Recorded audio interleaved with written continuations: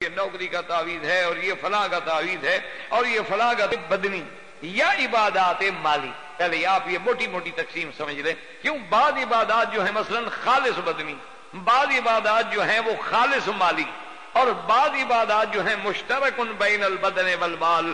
اب جیسے مثلا نماز ہے تو بدنی عبادت ہے، لیکن زکوٰۃ ہے تو مالی عبادت ہے، اور حج ہے تو مشترک ہے، اس میں مال بھی ہے بدن بھی ہے، وہ مشترک عبادت ہوگی. تو اب جناب دیکھیں، جب ہم نماز پڑھتے ہیں ایمان سے، صرف اگر اللہ کے نزدیک ہم صحیح معنی میں صرف اپنی نماز ہی صحیح کر لیں نا جی، تو ہمارے سارے جھگڑے ختم. میں یہ اللہ کے گھر میں بیٹھ کے، مسجد میں بیٹھ کے دیانتداری سے آپ کو کہہ رہا ہوں کہ اگر مسلمان صرف اپنی نماز کو سمجھ لے اور نماز کو صحیح معنی میں پڑھے اور نماز کے مقصد کو پالے اور نماز میں جو پڑھتا ہے اس کے تراجم کو، اس کے معانی کو، اس کے مفہوم کو دماغوں میں بٹھا لے، تو اس کو اور کسی ادھر ادھر دوڑنے کی، بھاگنے کی، پریشان ہونے کی ضرورت ہی نہیں. اب آپ جب نماز میں پڑھتے ہیں التحیات للہ والصلوات والطیبات، علماء نے لکھا کہ تینوں قسم کی عبادات آ گئیں. التحیات عبادات قولی آ گئی، والصلوات عبادت بدنی آ گئی، والطیبات عبادت مالی آ گئی. اب تین عبادتیں آ گئی. ان تینوں عبادتوں کو مان کے ہم کیا اقرار کرتے ہیں؟ التحیات للہ والصلوات والطیبات، یعنی یہ بھی کس کے لیے؟ للہ. والسلام علیک ایھا النبی ورحمۃ اللہ، تو پیغمبر صلاۃ و سلام کا مستحق ہے، عبادت کا نہیں. عبادت چاہے مالی ہو، عبادت چاہے قولی ہو، عبادت چاہے بدنی ہو، وہ تو اللہ تیرے لیے ہے. ہاں ہمارے آقا ہیں، ہمارے نبی ہیں، سرکار دو جہاں ہیں، رحمت للعالمین ہیں. والسلام علیک ایھا النبی ورحمۃ اللہ وبرکاتہ. اور جب اللہ کے نبی پہ ہم نے سلام بھیج دیا، اللہ نے ہمیں دین کا وقت فرمایا السلام علینا وعلی عباد اللہ الصالحین. اب چونکہ پیغمبر کا ذکر بھی آ گیا، عباد صالحین کا ذکر بھی آ گیا، اللہ نے فرمایا پھر میری توحید کی شہادت دے تاکہ تیرے عقیدے میں گڑبڑ نہ ہو جائے. اشہد ان لا الہ الا اللہ واشہد ان محمدا عبدہ ورسولہ. اب جب اللہ کی توحید کا اقرار، میرے مدنی کی عبدیت کا اقرار، میرے مدنی کی رسالت کا اقرار، اب اللہ نے فرمایا میرے بندے تو صحیح مسلمان ہو گیا، اب درود بھیج میرے مدنی پہ. اللہم صل علی محمد وعلی آل محمد کما صلیت علی ابراہیم وعلی آل ابراہیم انک حمید مجید. اب اللہ فرماتے میرے بندے میری وحدانیت کا اقرار تو نے کر لیا ہے، تو نے گواہی دے دی ہے، اور تو نے اپنی عبادت قولی، عبادت بدنی، عبادت مالی سب میرے لیے کر دی ہے، اور تو نے میرے مدنی کی رسالت کا اقرار بھی کر لیا ہے، تو نے میرے محبوب پہ سلام بھی بھیج دیا ہے، تو نے عباد صالحین پہ سلام بھی بھیج دیا ہے، اور اس کے بعد پھر تو نے اقرار و اعتراف کر لیا. اب تو نے درود بھی پڑھ لیا ہے، اب مانگ مجھ سے کیا مانگتے ہو؟ تو اب بندہ کہتے اللہم انی ظلمت نفسی ظلما کثیرا. تو اب آ گئی دعا. تو اب آپ اندازہ کریں کہ صرف اگر ہم نماز سیکھ جائیں تو صرف جب ہم کہتے ہیں اللہ اکبر، تو اس کا کیا معنی ہے؟ جب بڑا اللہ ہے تو پھر اور کوئی بڑا کیسے ہو سکتا ہے؟ ایمان سے کہا ایک چھوٹا سا گھر ہے، دو بڑے بنا کے دیکھو نظام چلتا ہے. ہر آدمی یہ کہے گا بابا ایک آدمی بڑا ہوتا ہے، اب جھگڑے نہ کرو، بس ایک کو بڑا بنا لو جو وہ کہے تھی. اللہ کے پیغمبر سکھاتے ہیں کہ سفر پہ جا رہے ہو، تین آدمی، ایک کو امیر بناؤ، گاڑی نہیں چلے گی، ایک کو بڑا بناؤ. تو جب ہم نے اعتراف کر لیا کہ اللہ اکبر، تو شد بڑا ہے کوئی نہیں، ہم نے اعتراف، اور اس کے فوراً بعد کا سبحانک اللہم وبحمدک، ہم تنزیہ کرتی ہیں، تیری پاکی بیان کرتی ہیں، تو ہر صفت نقصان سے پاک، تیرا حمد بیان کرتی ہیں. سبحانک اللہم وبحمدک وتبارک اسمک وتعالی جدک، اور کتان کہاں ٹوٹے گی؟ ولا الہ غیرک. صرف اپنی نمازیں صحیح کر لو، صرف اپنی نماز جو ہے نا، وہ چھوٹی سی ایک نماز کی جو کتاب ہے نا، وہی لے کے بیٹھ جاؤ، علیحدگی میں بیٹھ جاؤ، اردو کے ترجمے اٹھا کے بیٹھ جاؤ، چھوڑ دو ان چکروں کو، یہ بندی ہے، یہ بریلوی ہے، یہ تبلیغی ہے، یہ اہل حدیث ہیں، یہ وہابی ہیں، یہ فلاں، چھوڑ دیں ان باتوں کو۔ اللہ نے آپ کو بھی تو مسلمان بنایا ہے، انسان بنایا ہے، عقل دی ہے۔ آپ نے کبھی پانی ناک سے تو نہیں پیا، ہمیشہ منہ سے پیتے ہو۔ آپ نے کبھی اپنے آپریشن کرنا ہو، علاج کرنا ہو، ٹانگوں سے تو نہیں کیا، ہاتھ سے کرتے۔ اتنا اللہ نے عقل دیا ہے نا آخر آپ کو۔ اتنی دوائیں آپ کے سامنے پڑی رہتی ہیں، کبھی اٹھا کے آپ نے روٹی کی طرح دوائیں نہیں کھائیں؟ اتنی سمجھ جب آپ کو ہے تو آپ صرف نماز کی کتاب لے کے علیحدہ بیٹھ جائیں، ترجمہ اٹھا کے دیکھ لیں کہ جب ہم کہتے ہیں سبحانہ کا، تو سبحانہ کا کمانا کیا؟ جب ہم سجدے میں جا رہے ہیں تو سبحان ربی العظیم، پھر ہم سجدے میں جا رہے ہیں سبحان ربی الاعلی۔ تو یہ تسبیح ہے کیا؟ اور یہ آخر کیا چیز ہے کہ ملائکہ آسمان میں کھڑے ہیں تو سبوح قدوس ربنا ورب الملائکۃ والروح۔ اور اسی طرح دیکھیں کہ انبیاء علیہ السلام اور ملائکہ نے کیا کہا تھا؟ سبحانک لا علم لنا الا ما علمتنا۔ اور ہم ہر نماز میں کہتے ہیں سبحانک اللہم وبحمدک وتبارک اسمک وتعالی جدک ولا الہ غیرک۔ اب اللہ حکم دیتا ہے مسلمان ہو گئے ہو تو قرآن پڑھو، اعوذ باللہ من الشیطان الرجیم۔ اب ہم تلاوت شروع کرتے ہیں۔ تو اس لیے ہمیشہ یاد رکھیں کہ عبادات جو ہیں وہ خالص اللہ کے لیے ہیں۔ وَأَنَّ الْمَسَاجِدَ لِلَّهِ فَلَا تَدْعُوا مَعَ اللَّهِ أَحَدًا۔ اور کئی فرماتے ہیں فَمَنْ كَانَ يَرْجُو لِقَاءَ رَبِّهِ فَلْيَعْمَلْ عَمَلًا صَالِحًا وَلَا يُشْرِكْ بِعِبَادَةِ رَبِّهِ أَحَدًا۔ اور کہیں فرماتے ہیں وَاعْبُدُوا اللَّهَ وَلَا تُشْرِكُوا بِهِ شَيْئًا۔ ایک مقام پہ آپ دیکھ لیں اللہ فرماتے ہیں میری عبادت میں شریک، تو شرک فی العبادات۔ اب یاد رکھیں کہ عبادت چاہے مالی ہو، عبادت چاہے بدنی ہو، عبادت چاہے قولی ہو، اس میں اگر شریک کرو گے تو مشرک بن جاؤ۔ اب دیکھیں سجدہ کیا ہے؟ عبادت۔ اسی لیے اللہ نے حکم دے دیا ہے کہ اللہ کے سوا کسی غیر کو سجدہ نہیں ہو سکتا۔ نص سے قطعی آ گئی کہ لا تسجدوا للشمس ولا للقمر واسجدوا للہ الذی خلقہن ان کنتم ایاہ تعبدون۔ اللہ نے فرمایا کسی سورج چاند کو سجدہ، صرف اسی کی ذات کو سجدہ ہوگا، اللہ کے سوا سجدہ کرنا جو ہے کسی کے لیے نہیں، یہ شرک آ جائے گا عبادت میں۔ اچھا بعض لوگ جو ہے نا وہ بیچارے دھوکہ دینے کے لیے کہتے ہیں جی وہابیوں کو کیا پتا، آدم کو ملائکہ نے جو سجدہ کیا تھا نعوذ باللہ فرشتے سارے مشرک ہو گئے۔ وہ کہتے ہیں جناب یوسف علیہ السلام کو سجدہ کیا حضرت یعقوب نے، ان کے بھائیوں نے، تو نعوذ باللہ وہ تو پیغمبر تھے، وہ کیسے پھر انہوں نے سجدہ کیا انسان کو؟ تو اس قسم کی باتیں کر کے یاد رکھو لوگوں کو دھوکے میں ڈالتے ہیں۔ اور پھر دوسری بات وہ یہ کرتے ہیں کہ جناب ان لوگوں کو تو پتہ نہیں، ایک سجدہ ہے عبادت کا اور ایک سجدہ ہے تعظیم کا۔ جناب یہ دونوں میں آسمان زمین کا فرق ہے۔ وہ عبادت والے جو سجدہ ہے جو ہم نماز میں اس میں تو سبحان رب الاعلیٰ پڑھتے ہیں، ہم جو پیر کو سجدہ کرتے ہیں یہاں سبحان رب الاعلیٰ تھوڑا پڑھتے ہیں، تو لہذا وہ سجدہ اور ہے، یہ سجدہ اور ہے۔ تو یہ بھی ایک دھوکہ ہے، ہمیشہ یاد رکھیں۔ اصل سجدے کی تعریف کیا ہے؟ وضع الجبہۃ علی الارض، کہ اپنی پیشانیوں کو زمین پہ ڈالنا۔ اب دیکھیں مثال قرآن پاک کہتا ہے کہ جب ہدہد دیکھ کے آیا تھا ملکہ سبا کا سارا واقعہ، تو آگے کیا کہا؟ وجدتها وقومها يسجدون للشمس من دون اللہ۔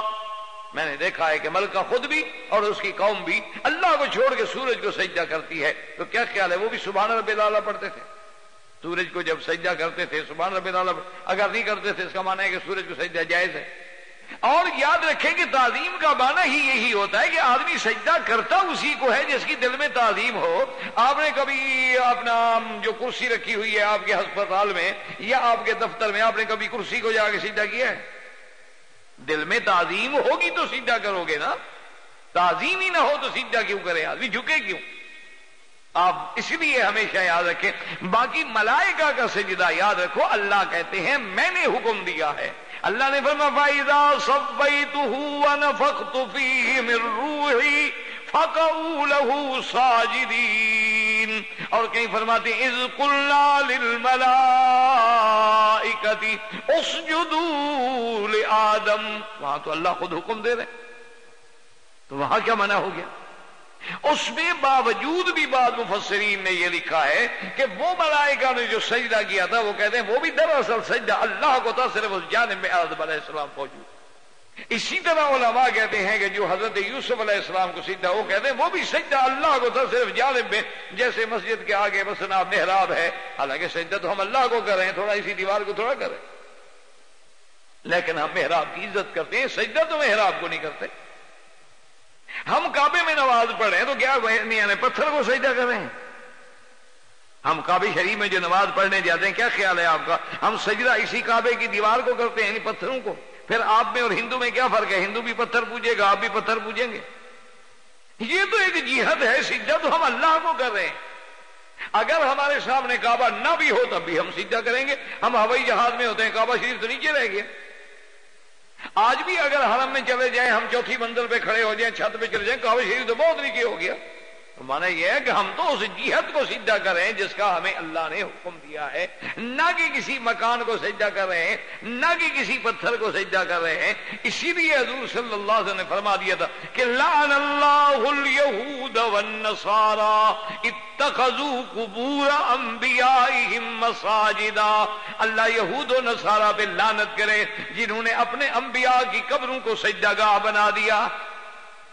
اس لیے یاد رکھیں کہ سجدہ بھی عبادت ہے، تو جب اللہ کے سوا کسی غیر کے آگے جھکو گے اور سجدہ کرو گے تو یہ بھی شرک آ جائے۔ اسی لیے صحابہ نے آ کے حضور صلی اللہ علیہ وسلم سے عرض کیا، انہوں نے کہا کہ یا رسول اللہ، باہر کی دنیا میں ہم جاتے ہیں، لوگ آتے ہیں بادشاہوں کے سامنے باقاعدہ سجدہ کرتے ہیں، جھکتے ہیں، سلام کرتے ہیں، اور آپ تو ہمارے دین دنیا دونوں کے بادشاہ ہیں، تو آپ ہمیں بھی اجازت دیں۔ انہوں نے کہا خبردار، لو آمرت احدا ان یسجد لاحد، اگر میں کسی انسان کو حکم دیتا کہ کسی کو سجدے کرنے کی اجازت ہے تو میں عورت کو حکم دیتا کہ اپنے خاوند کو سجدہ، یعنی خاوند کے اتنے حقوق ہیں کہ میں عورت کو حکم دیتا کہ اس کے آگے جھک جاؤ، سجدہ کرو، لیکن چونکہ سجدے کی اجازت نہیں، تو اس لیے ہمیشہ سمجھیں اس کو کہتے ہیں شرک فی العبادات۔ اب عبادات چاہے بدنی ہو، اس میں اگر ہم غیر کو شریک کریں گے تو مشرک، عبادات قولی ہو اس میں ہم شریک کریں گے تو مشرک، عبادات مالی ہو اس میں ہم کسی کو شریک کریں گے تو مشرک۔ تو یہ ہے شرک فی الاختیارات اور شرک فی العبادات۔ اللہ ہمیں ہر قسم کے شرک سے بچائے۔ وآخر دعوانا الحمدللہ رب العالمین۔ الحمد لله وكفى والصلاة والسلام على خاتم الأنبياء سيدنا محمد المصطفى وعلى آله المجتبى۔ برادران اسلام، واجب الاحترام بزرگوں، دوستوں، بھائیوں، عزیز نوجوانوں، الحمدللہ عقیدے کے اصلاح کے بارے میں جو دروس ہیں اسی ضمن میں جو موضوع درس ہے وہ اللہ کی عبادت میں شرک کرنا، اس کی مذمت۔ جیسے کہ میں نے پہلے عرض کر دیا تھا کہ اللہ کی ذات میں شرک کرنے والا بھی مشرک ہے، اللہ کی صفات خاصہ میں شریک کرنے والا بھی مشرک ہوتا ہے، اللہ کے اختیارات میں بھی شریک کرنے والا مشرک ہے، اسی طرح اللہ کی عبادات میں بھی کسی کو شریک بنانے سے آدمی مشرک ہوتا ہے۔ اور اسی ضمن میں درس سابقہ میں یہ عرض ہوا تھا کہ عبادت جو ہے اس کو کہا جاتا ہے عبادت قولی یا عبادت بدنی۔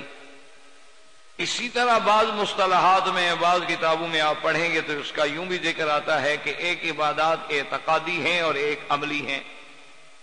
تو عبادات عملی جو ہے گویا پھر وہ اپنے اندر تین قسم پہ ہے کہ ایک عبادت قولی ہے، ایک عبادت فعلی ہے، اور ایک عبادت مالی.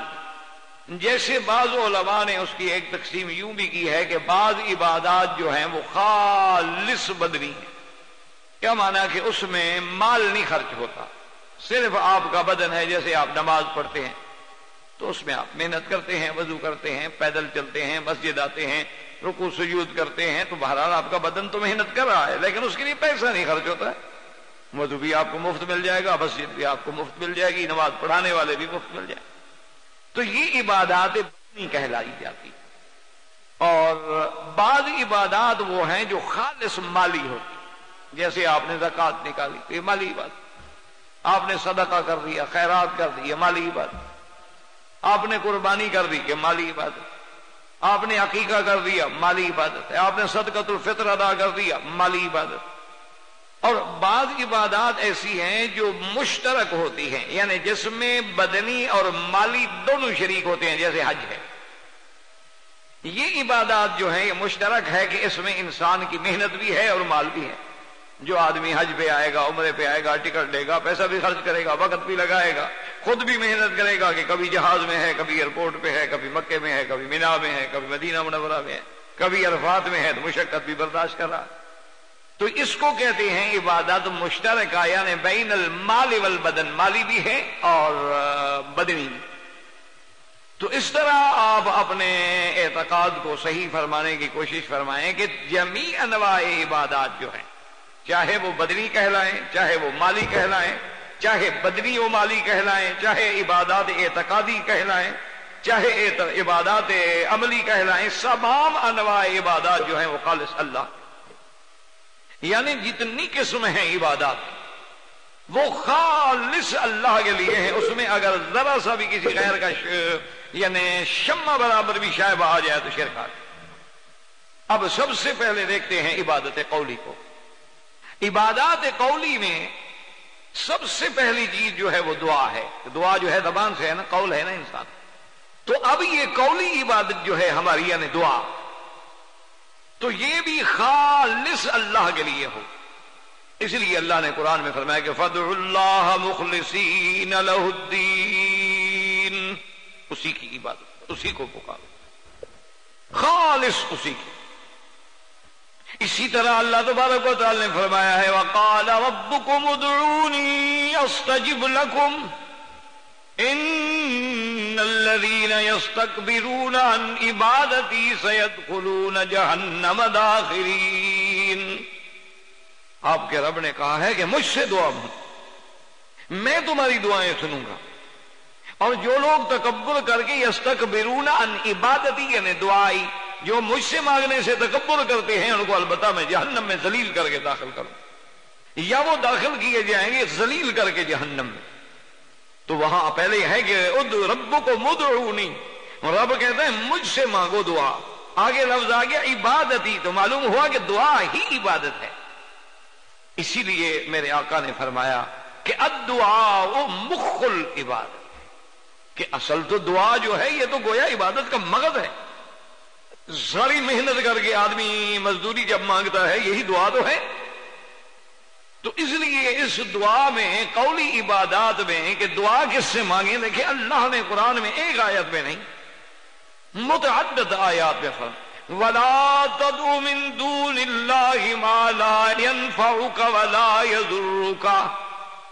اللہ نے فرمایا میرا مدنی آپ بتلا دیں اپنی امت کو کہ ان سے نہ مانگیں جو نہ تمہیں نفع دے سکتے ہیں نقصان دے سکتے ہیں. فَإِن فَعَلْتَ فَإِنَّكَ إِذًا مِّنَ الظَّالِمِينَ. اگر تم نے اللہ کو چھوڑ کے غیر اللہ سے مانگا تو پھر تم بھی مشرک بن جاؤ گے ظالمین میں، کیونکہ سب سے بڑا ظلم تو شرک ہے نا. ان الشرک لظلم عظیم. تو غیر اللہ سے مانگنا جو ہے، اور اسی لیے اب آپ اس پہ غور کریں اور پوری توجہ کے ساتھ پورے قرآن پہ نظر ڈالیں، یا جب اللہ آپ کو قرآن پڑھنے کی توفیق عطا فرمائے اور آپ قرآن کی تلاوت کریں تو تھوڑا غور کریں قرآن میں، تدبر کریں قرآن میں. یہ ایسے مسئلے نہیں ہے کہ آپ کہیں جی ایک مولوی یہ کہتا ہے اور ایک مولوی یہ کہتا ہے. ہمارے ہاں ایک بہت بڑا فتنہ ہے کہ لوگ اپنی جان چھڑانے کے لیے فوراً کہہ دیتے ہیں کہ جناب ہم کدھر جائیں. مولوی روز لڑتے ہیں جناب، ایک مولوی قرآن ہاتھ میں لے کے کھڑا ہے، وہ کہتا ہے یہ کرو، دوسرا کہتا ہے یہ کرو، وہ تیسرا کہتا ہے یہ کرو، اور سب قرآن ہاتھ میں اٹھائے ہوئے ہیں، حدیث ہاتھ میں اٹھائے ہوئے ہیں، ہم کدھر جائیں. تو دراصل یہ بھی وسوسہ شیطانی ہے، یاد رکھو، یہ مولویوں کی بات نہیں ہے، اور نہ تم مولویوں کے پیچھے لگتے ہو، یعنی مولویوں کے جھگڑے والی بات تو تم مانتے ہو، لیکن جو مولوی اتفاق والی بات تم سے کہتا ہے وہ بھی کبھی مانتے ہو؟ چلو مجھے آپ بتائیں کتنے مولوی ہیں جو آپ کو کہتے ہیں نماز نہ پڑھو؟ کس پارٹی کا مولوی ہے جو تقریر کرتا ہے اور آپ سے کہتا ہے کہ نماز نہ پڑھو؟ تو پھر آپ لوگ سارے نماز پڑھتے ہیں؟ کون سا مولوی ہے جو آپ کو کہتا ہے رمضان کے روزے نہ رکھو؟ تو کیا تمام مسلمان روزے رکھتے ہیں؟ کون سا مولوی ہے جو آپ کو دعوت دیتا ہے کہ اگر آپ دولت مند ہیں تو حج نہ کریں؟ کون سا مولوی ہے جو آپ کو کہتا ہے کہ صدقۃ الفطر نہ دیا کریں؟ کون سا مولوی ہے جو آپ کو کہتا ہے کہ داڑھی مڈایا کریں؟ کون سی جماعت کا مولوی ہے جو آپ کو کہتا ہے کہ رات کو ڈش پہ بیٹھ کے بلیو پرنٹ فلمیں دیکھا کریں؟ یہ کیا مطلب ہے کہ مولوی ہمیں لڑاتا ہے؟ مولوی نہیں لڑاتا، دراصل وہ شیطان ہے جس نے ہمارے دماغوں میں وسوسہ ڈالا ہوا ہے، اور ہم اللہ کے دین سے نکلنے کے لیے بہانہ ڈھونڈ رہے ہیں، ورنہ یہ مسائل تو قرآن کے ہیں، اس میں تو کسی مولوی کے اختلاف کا کوئی سوال ہی پیدا نہیں ہو سکتا۔ آپ خود قرآن اٹھا کے دیکھ لیں، ایک ترجمے پہ اعتبار نہ ہو، دوسرا ترجمہ دیکھ لیں، اردو کا دیکھ لیں، انگریزی کا دیکھ لیں، فارسی کا دیکھ لیں، عربی کی تفسیریں دیکھ لیں، پھر ان تفسیروں کو دیکھ لیں جن لوگوں نے خود قرآن سرکار دو عالم سے پڑھا ہے۔ حضرت ابن عباس کی تفسیر دیکھیں، عبداللہ ابن مسعود کی تفسیر دیکھیں، ابی ابن کعب کی تفسیر دیکھیں، خلفائے راشدین کی تفسیر دیکھیں، عشرہ مبشرہ کی تفسیر دیکھیں، انہوں نے تو قرآن پڑھا ہی حضور پاک سے ہے، اس وقت تو کوئی دیوبندی بریلوی کا جھگڑا نہیں تھا۔ تو اس لیے اب آپ پورے قرآن میں نظر ڈالیں، حضرت آدم علیہ السلام سب سے اول نبی ہے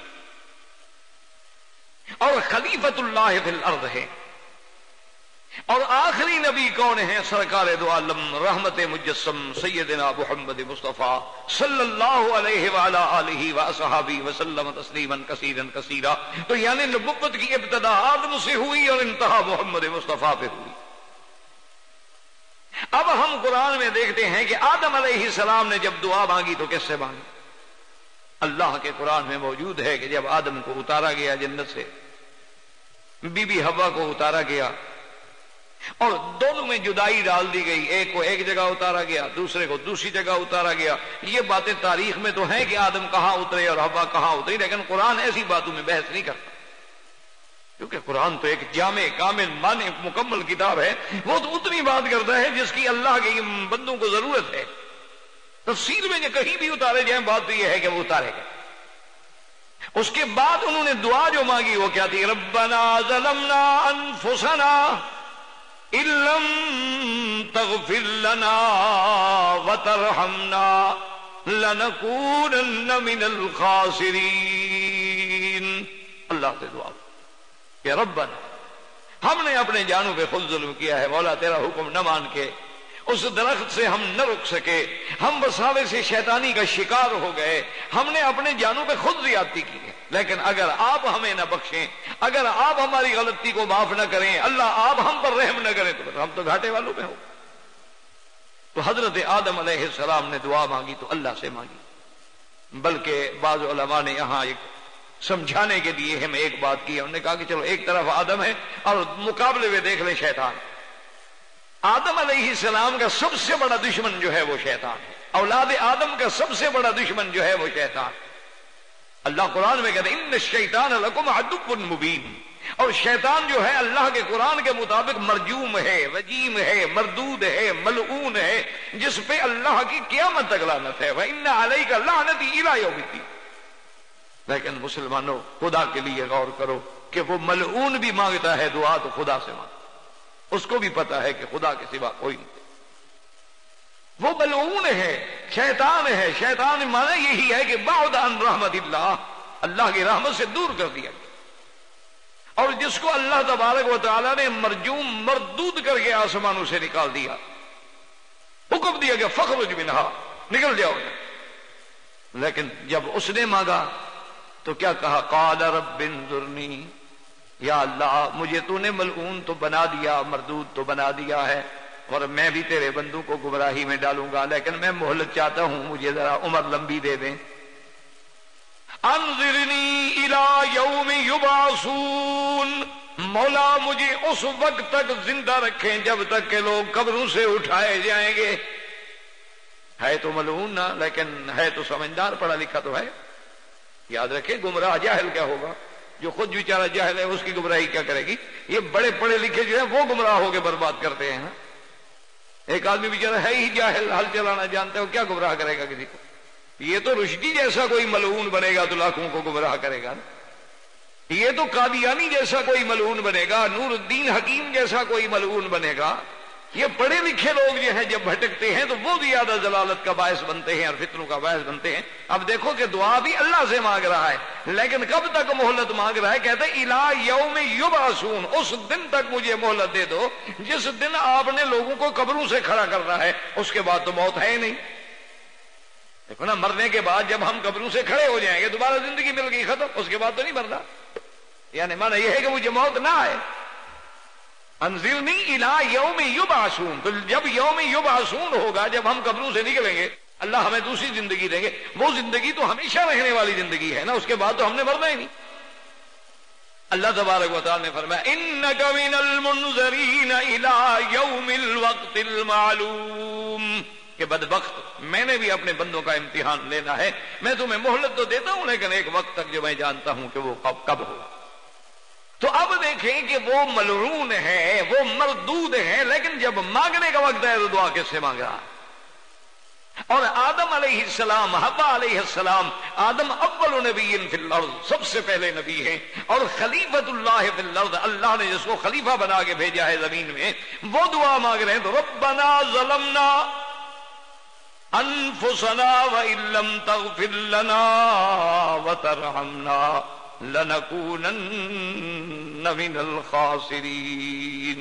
اب اس کے بعد دیکھیں حضرت نوح علیہ السلام اول رسول ہیں، سب سے پہلے رسول حضرت نوح علیہ السلام ہے، اللہ نے جن کو 1050 سال عمر دی ہے۔ یہ جو قرآن میں آتا ہے نا 1000 کم 50 یعنی 950 سال، تو 950 سال آپ کی عمر نہیں، 950 سال تو مدت دعوت ہے کہ 950 سال تک اللہ کی توحید کی دعوت دیتے رہے۔ نبوت تو 40 سال کے بعد ملی، اور طوفان کے بعد پھر آپ 60 سال زندہ رہے۔ آپ کی عمر جو ہے وہ 1050 سال ہے۔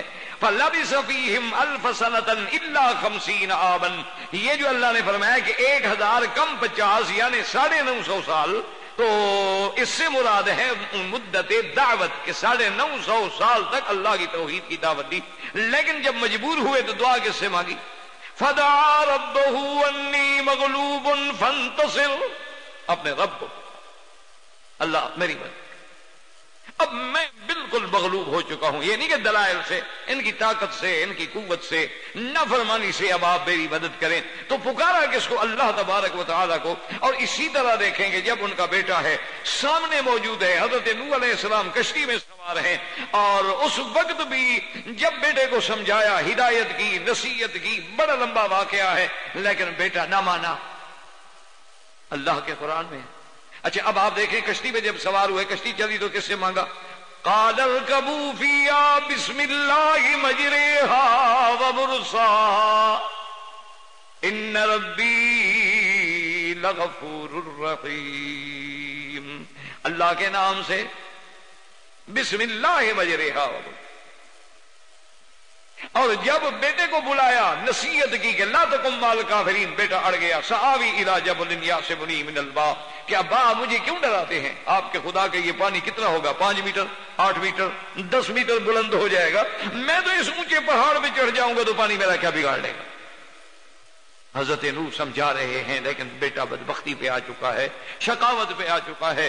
دعا کریں اللہ تبارک و تعالیٰ کسی بھی اولاد کو بدبخت اور شقی نہ بنائے، سب کی اولادوں کو اللہ قرۃ عین بنائے، اور اللہ تبارک و تعالیٰ صالحین اور فائزین میں بنائے۔ کیونکہ یہ تو پھر والدین کو پتہ چلتا ہے نا، جب اولاد نافرمان ہوتی ہے تو والدین کو پتہ ہوتا ہے کہ ان کا تو جگر ٹکڑے ٹکڑے ہو جاتے، کہ جن بچوں کو گود میں اٹھا کے پالا تھا، کندھوں پہ بٹھایا تھا، ان کے ہنسنے پہ ہنسے تھے۔ یعنی آپ دیکھیں بڑے سے بڑے پروفیسر، بڑے سے بڑے ڈاکٹر، بڑے سے بڑے اسکالر، بڑے سے بڑے مفکر، بڑے سے بڑے سیاستدان، لیڈر، بڑی جن کی شہرت ہے، عظمت ہے، ان کا چھوٹا بچہ ہو تو کبھی بچے کے آگے گھوڑا بنے ہوئے ہیں، کبھی بلی بنے ہوئے ہیں، بچے کو ہنسا رہے ہیں، خوش کر رہے ہیں۔ یعنی اپنے گھر میں بیچارہ وہ گھوڑا بن کے چل رہا ہے اور بچہ کندھے پہ بیٹھا ہوا ہے۔ کہ میرا بچہ خوش ہو جائے، اور اس بچے کو جس کو اس طرح ماں باپ نے پالا ہو اور بڑا ہو کے وہ مخالف ہو جائے، باغی ہو جائے، نافرمان ہو جائے، والدین کے آگے بے حیائی سے پیش آئے، تو اندازہ کریں والدین پہ کیا گزرتی ہے۔ یہ تو اولادوں کو پھر اس وقت پتہ لگتا ہے نا جب خود باپ بنتے ہیں۔